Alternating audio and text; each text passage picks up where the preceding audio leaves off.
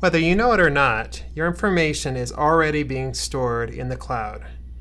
Anytime that you log into a website or access your email, you're accessing a remote computer that stores the things you use every day. The cloud is an essential part of using technology in today's world.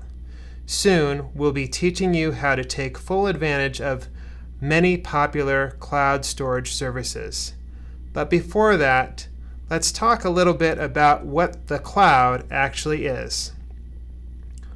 Wikipedia defines cloud computing as a kind of internet-based computing that provides shared processing resources and data to computers and other devices on demand. So when you log into a cloud service, what are you really logging into?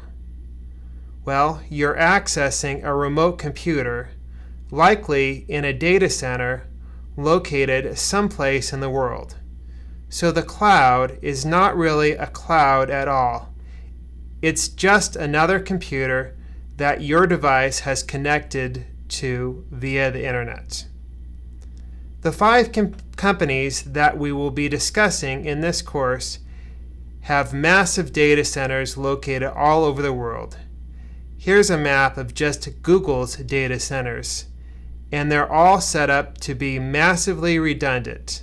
That is, when you use a cloud-based service, the information you store isn't just saved in one physical location, it's actually saved on multiple computers in multiple locations all over the world, multiple times, in order to protect against attacks, major disasters, and so on.